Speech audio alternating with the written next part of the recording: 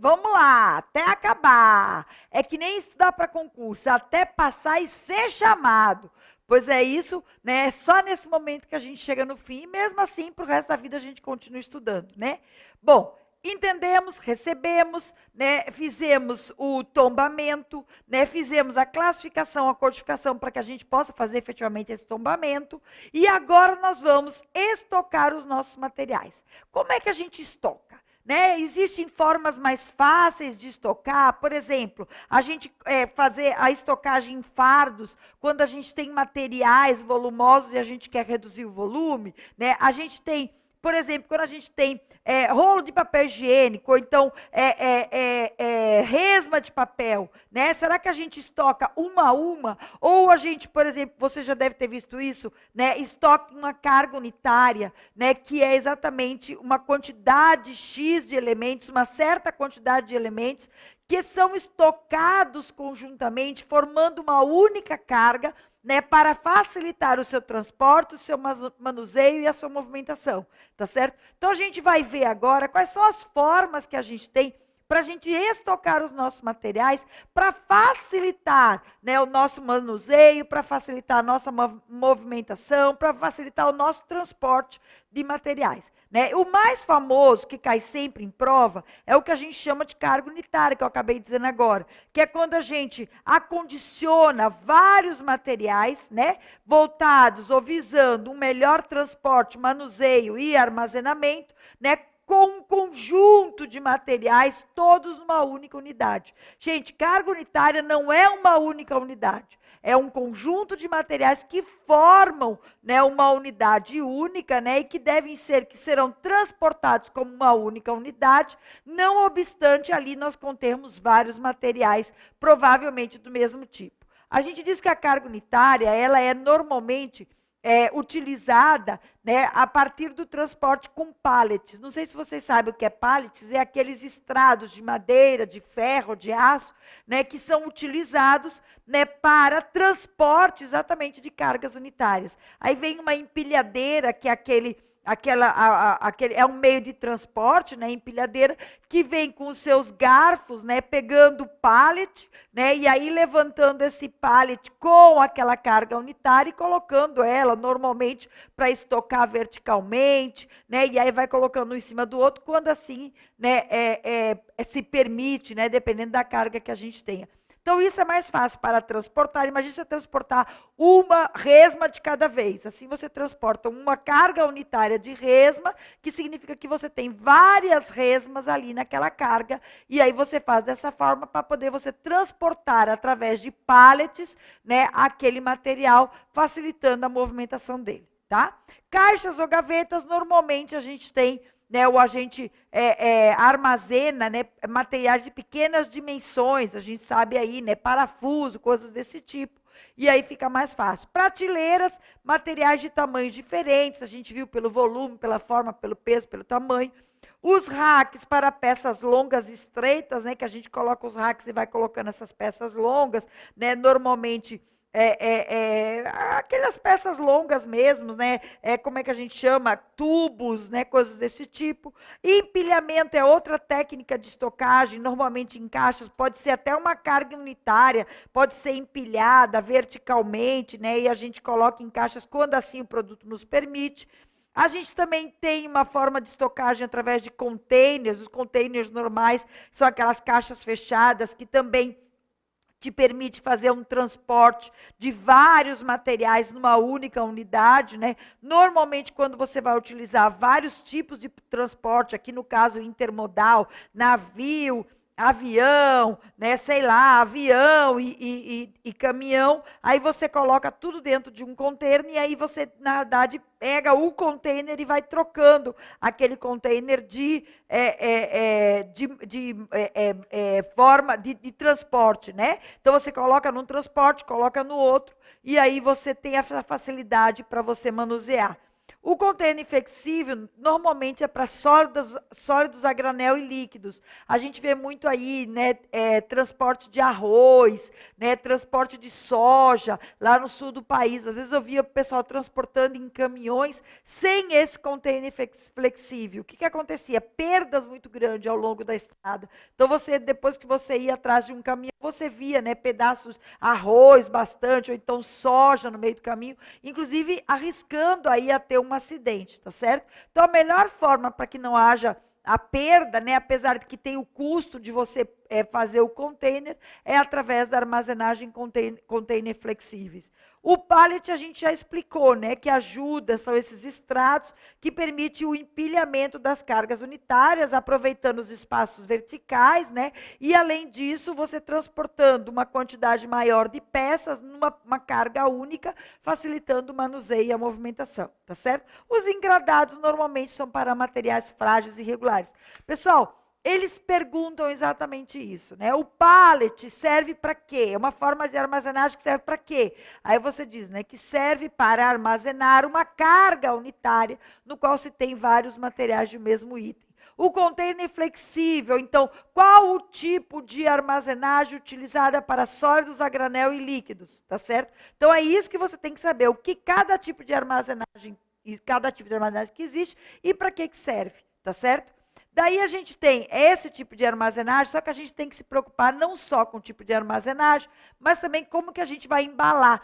Eu falei até agora há pouco dos fardos, né? O fardo, que é exatamente a forma de você embalar, né? E você diminuir o volume, tá certo? Então, você embala com fardos e armazena aí, talvez verticalmente, horizontalmente, ou na forma de carga unitária, né? Para você facilitar o transporte. Então, a gente diz que a embalagem ela tem exatamente essa função de contenção, de redução de volume, né? De facilitar o transporte para proteger, para comunicar também, porque a embalagem deve ter aí a descrição do que você tá embalando e o que você está transportando.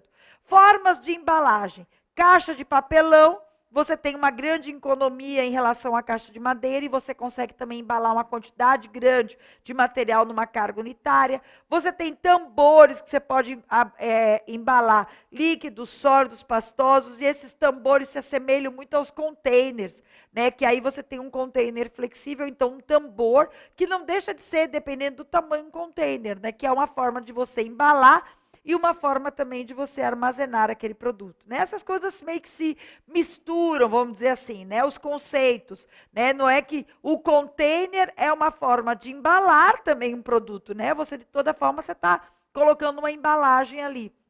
Assim como os tambores também, né? Aí você faz a identificação do lado de fora para você saber que tipo de produto tem ali, tá certo? Deixa eu ver, fardos, que a gente já falou, para redução de volumes, e os recipientes plásticos, normalmente para líquidos e também material a granel. Então, você, do mesmo jeito que você tem o que a gente chamou lá de container flexível, normalmente de borracha, pode ser o material, você pode ter também recipientes plásticos para você levar líquidos e coisas desse tipo, tá bom? Muito bem, armazenamos, né? Vimos aí a distribuição desse armazenamento, vimos a embalagem desse armazenamento para facilitar o nosso transporte, a nossa movimentação. Colocamos ele lá no nosso almoxarifado para que a gente possa entregar ou para a linha de produção, ou para um cliente, ou para um fornecedor, ou para quem, né, o destino, né, para que a gente coloque em carga. E aí a gente diz que na administração pública, e aí é específico a administração pública, quando você quer pedir um material que está armazenado no almoxarifado, você tem duas formas de pedir isso na administração pública. Uma é o que a gente chama de por pressão, e a outra é o que a gente chama de por requisição. Requisição é o normal, né, gente? A gente emite uma requisição. Olha, eu estou precisando disso, disso, disso na minha linha de montagem.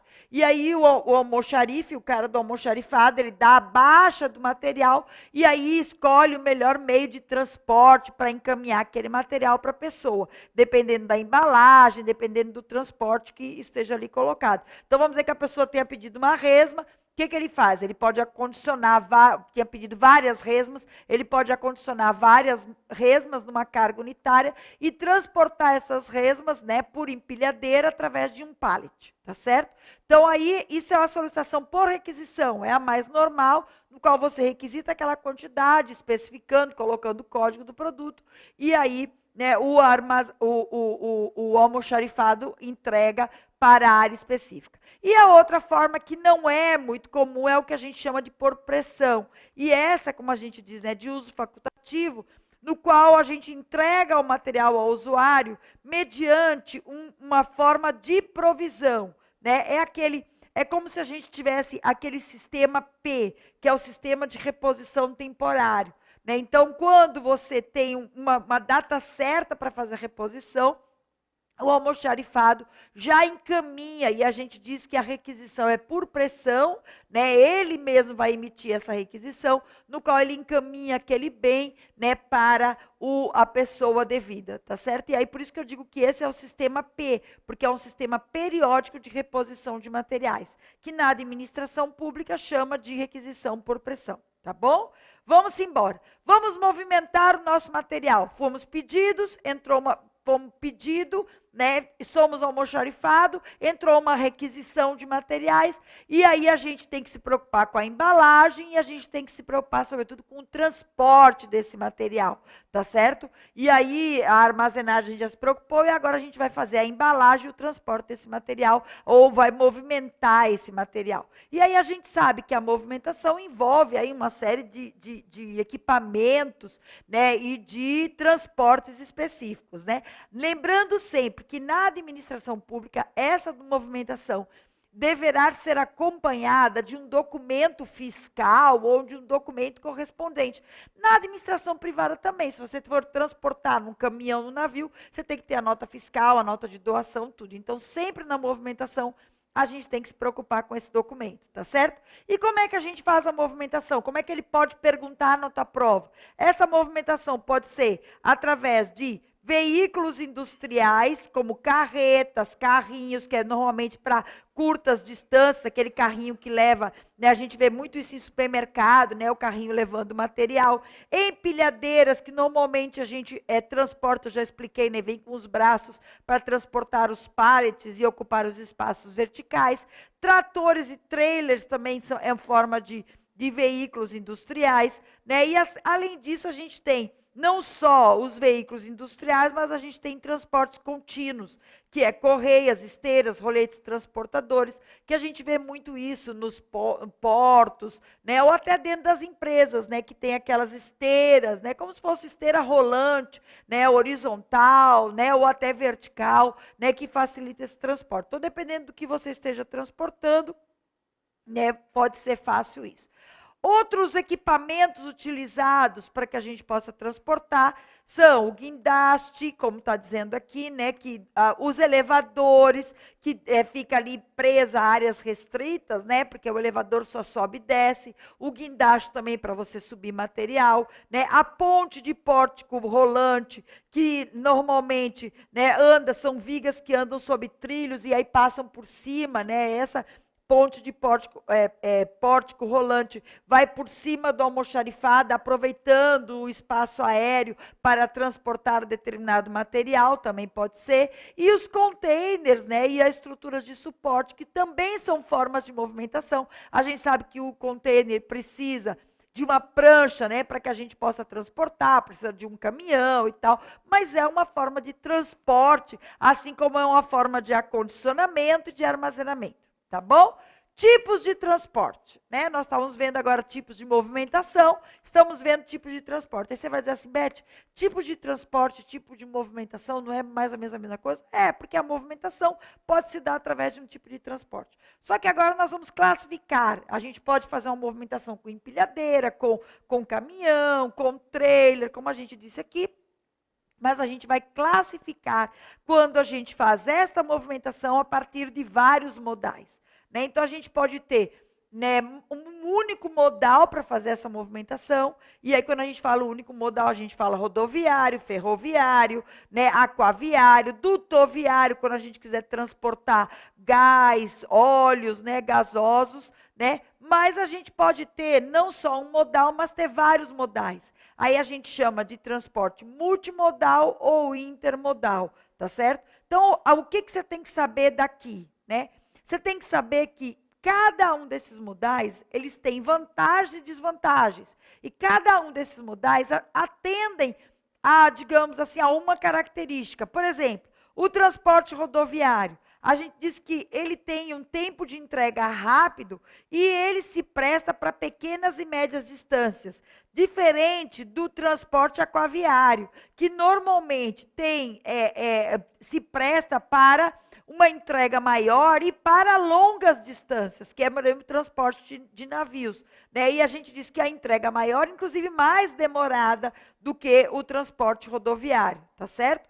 Outro tipo de transporte, o ferroviário, a gente diz que se presta também para longas distâncias, para grande volume, mas existe um alto custo operacional, porque o transporte ferroviário, apesar do custo do combustível ser pouco, mas o custo da manutenção da estrada de ferro e das ligações são altíssimas, e às vezes encarece o transporte, ou então você não tem como fazer, porque não tem ligações, né, que permitam você fazer aquele transporte. O aeroviário, gente, normalmente ele é utilizado para pequenas quantidades, porque ele envolve altos custos. Mas ele transporta também de forma muito rápida, né? Bem mais rápida do que o caminhão, do que o navio, né? Como a gente está vendo aí, tá bom? Isso são os modais. Mas a gente tem os transportes multimodais, ou os transportes, né, que a gente utiliza vários modais. E aí a gente pode falar no transporte combinado, que é quando a gente tem um veículo transportando o outro, né? Então você vê muito aquelas carretas, a gente chama de cegonhas, que levam carros em cima dela, né? Reboques que também levam carros em cima dela. Então a gente chama isso de transporte combinado, tá bom? O transporte intermodal, o nome significa que a gente vai ter diferentes operadores. Existem transportes modais, que são daqueles tipos, e o intermodal, quando a gente tem cada modal junto funcionando. Por exemplo, eu tenho um navio e aí chega no porto e um caminhão pega para transportar. Nesse caso de ser intermodal, a gente tem assim, o navio se responsabiliza pela entrega. E aí, para a entrega no caminhão. O caminhão, quando recebe dizendo que atende todas as condições. E ali, a partir daquele momento, o caminhão assume a responsabilidade pelo encaminhamento daquele material, tá certo? O multimodal já não, você usa vários modais, mas um único operador assume a responsabilidade pela entrega. Então, por exemplo, vamos dizer que você compre, eu sou sócia de um clube de vinho. Então, esse clube de vinho vem pela TAM, por exemplo, vem pelo aéreo, e este mesmo aéreo tem um caminhão que vem entregar na minha casa. E aí a responsabilidade é da pessoa que pegou lá no destino, ou onde estava, né, no destino, e trouxe para o destino final, tá certo? Então, aquela pessoa assume a responsabilidade. Nesse caso, a gente vai chamar de multimodal, ou seja, um único operador gerencia e coordena o processo todo, utilizando aí vários modais, e não apenas um único modal, tá certo? Bom, a outra forma da gente transportar, a gente chama de cross-docking.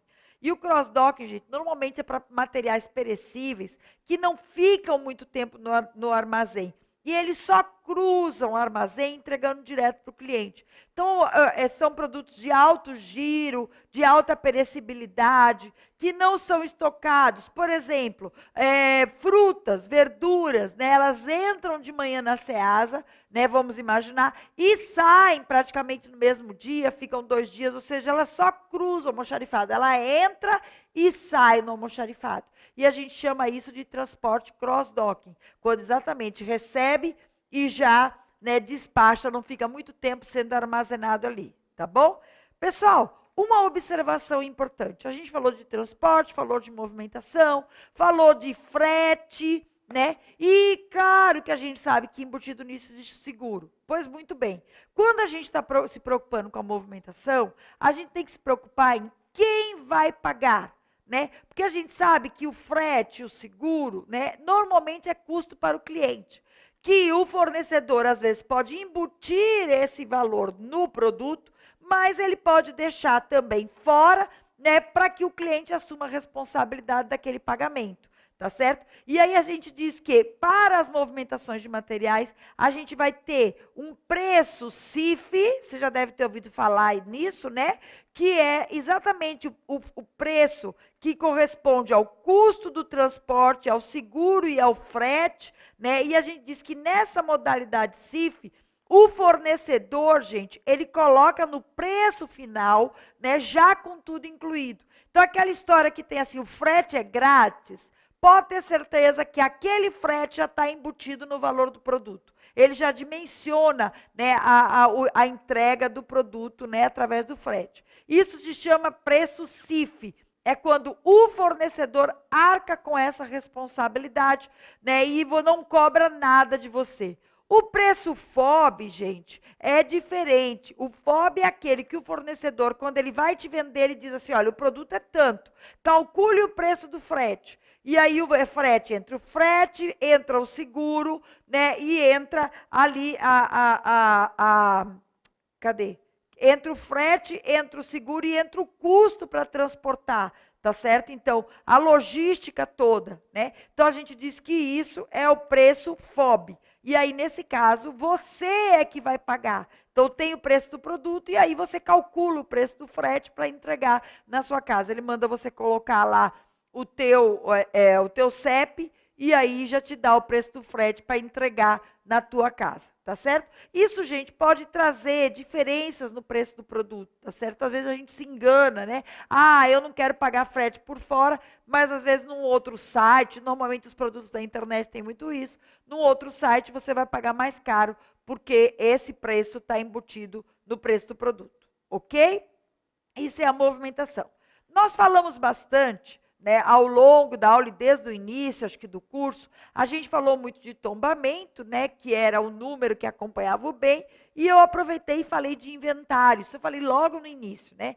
E eu falei que o inventário era uma obrigação, ou era uma exigência do fisco, né, que significa a contagem física dos bens do almoxarifado, tá certo? E a gente diz que o fisco, a Receita Federal, exige que todas as empresas, né, pelo menos uma vez por ano, façam esse levantamento, porque estoque, gente, significa bens e direitos que devem ser contabilizados, né, pelo valor atual, e a gente viu que os métodos aceitos é o custo médio e o PEPS, né, para que, né, possam ser contabilizados e daí agregados ali aos bens e aos direitos da organização, né, para que seja tributado em cima do lucro da organização, tá bom? Para que a gente possa assegurar que a gente está pagando e que a gente está sendo tributado por aquilo que efetivamente a gente tem, né, que ainda tem valor, que são os nossos bens materiais, móveis, né, a gente realiza o que a gente chama de inventário. E o inventário, como eu disse, é a contagem física do bem. Né? E aí a gente diz que o inventário ele pode verificar as discrepâncias entre a existência física do bem e comparando com aquilo que está contabilizado na nossa empresa. Então, o grande objetivo, inclusive, no inventário, quando a gente diz que o inventário é analítico, já está dizendo, é verificar, inclusive, as condições do bem.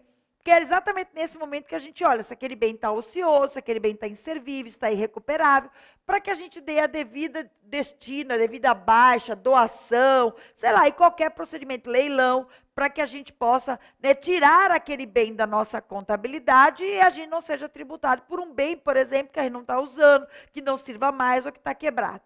Tá bom? Esse momento de fazer isso é o inventário. Então, se ele perguntar o que é inventário, é a contagem física do bem no nosso almoxarifado, comparando essa contagem com aquilo que está registrado, tá certo? Aí a gente diz que esse inventário tem todo um procedimento próprio para isso, né? E esse procedimento envolve você determinar uma equipe de inventário. Essa equipe não deve conter só as pessoas que trabalham no almoxarifado, pelo contrário, devem ter outras pessoas. Essa equipe deve fazer uma contagem, ou normalmente duas equipes, no mínimo 2 vezes. Você conta a primeira e conta a segunda. Se acontecer dessas 2 contagens darem números diferentes, o que você faz? Faz uma terceira contagem, tá certo? Porque a ideia, gente, é saber efetivamente o que tem no nosso almoxarifado.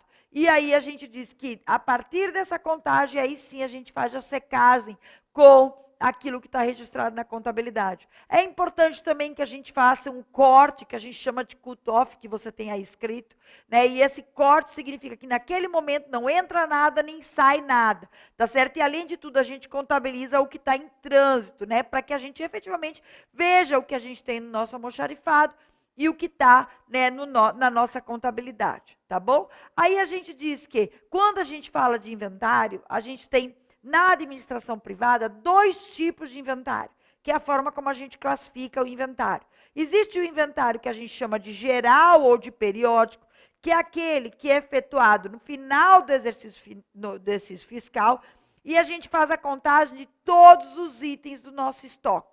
Tá certo? A gente diz que a gente relaciona todos os itens. É aquela história de fechado para balanço, que as empresas fecham no final do ano e fazem a contagem de tudo que está ali. E aí, naquele dia, como contas tudo, tem que parar a movimentação, né, para que não entre nada nem saia nada. Tá bom? Esse inventário é chamado de inventário geral ou inventário periódico.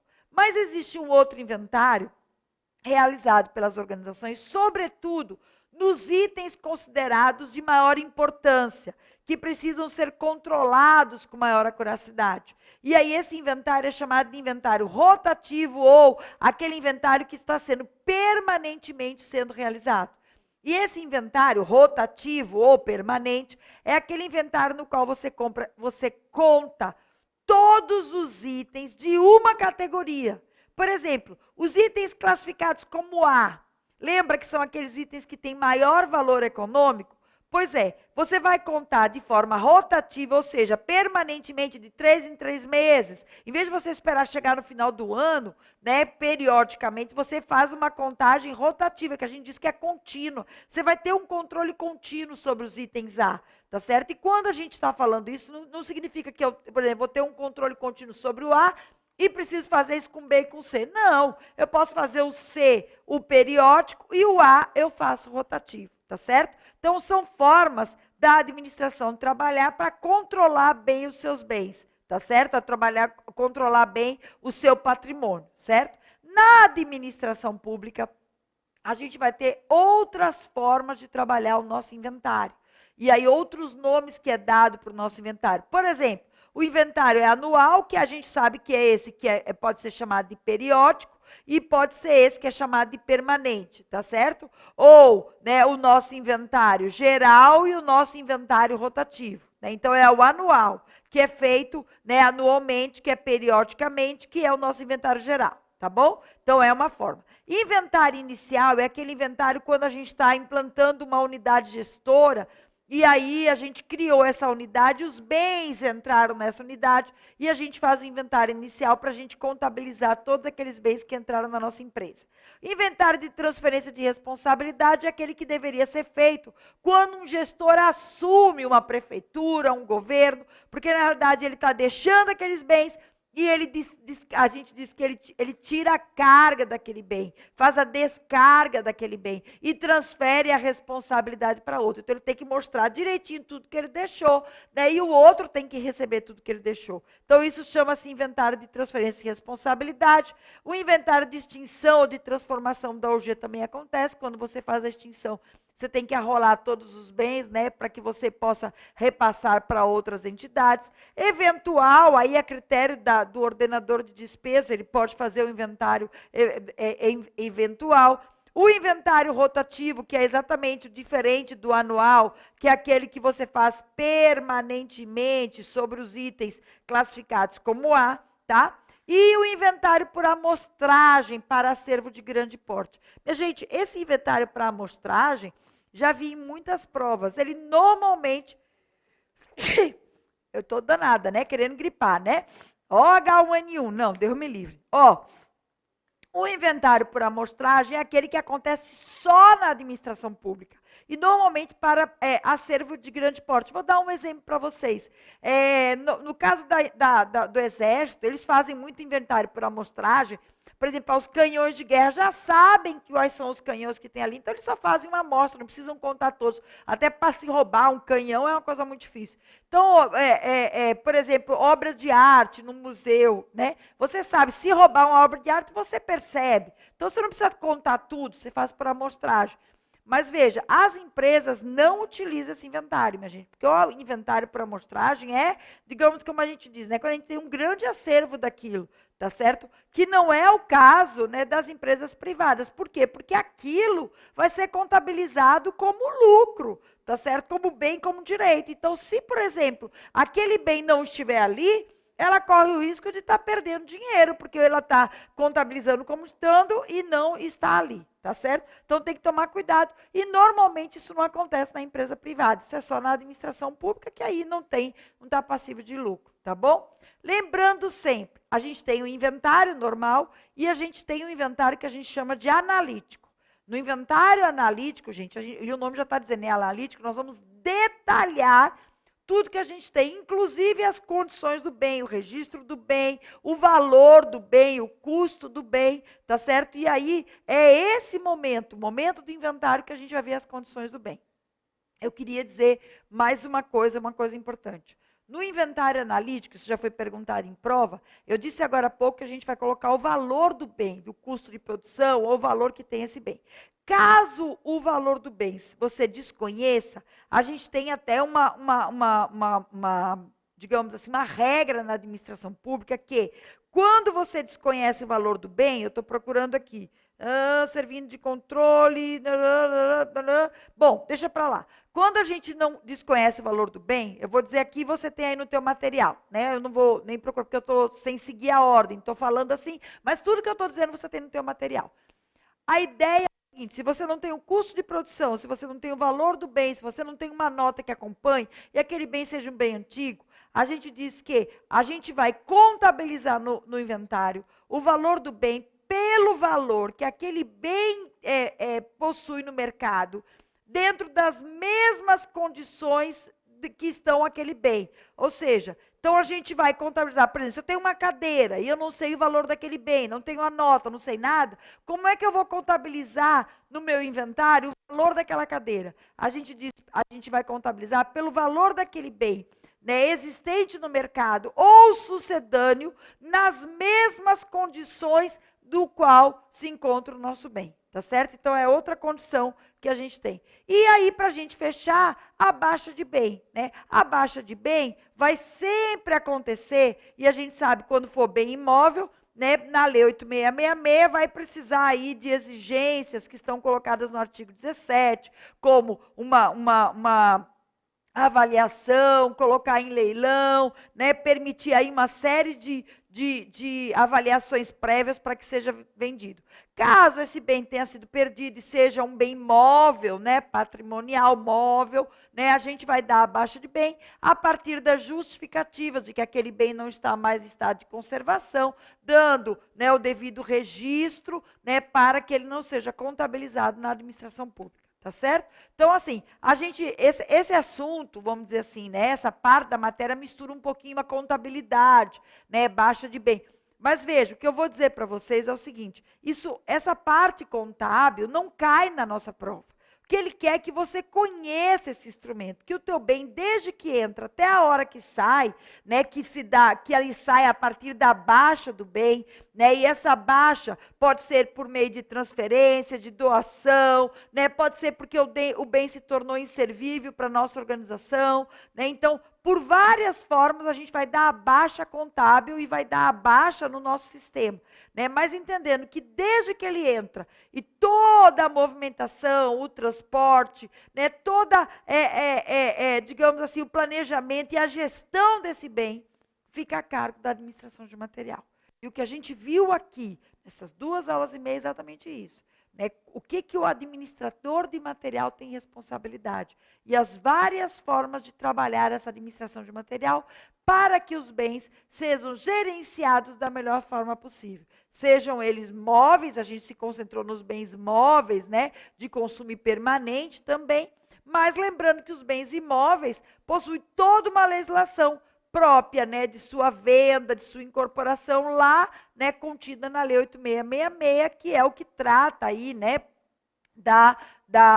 de todo o gerenciamento dos bens imóveis da administração pública, tá bom? Minha gente, foi um prazer, tá certo? Estar aqui com você, ter passado essas noções aí, né, de administração, de gestão de pessoas e de recursos materiais. Estou à disposição de vocês. Deixo questões, né, para que você possa se treinar, se capacitar, né? E lembra, o plantão de dúvidas está lá, né, para que a gente possa efetivamente fazer com que você entenda e fazer com que você passe em concurso. Deixa eu dizer outra coisa. Nessa matéria, vocês viram que ela é muito direta e muito objetiva.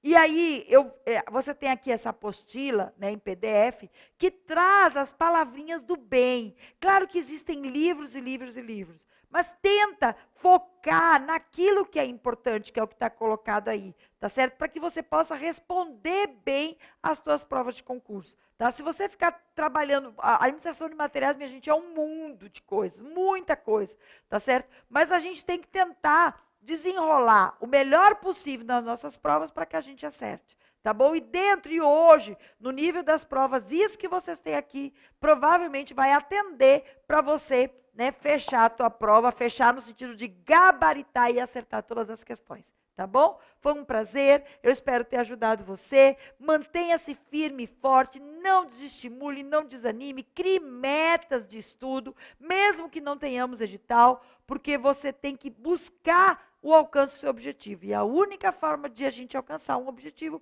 é a gente persistir nele, tá bom? Cheiro no teu coração e até um dia me dando notícia se você passou e eu sei que você vai me dar essa notícia. Tchau!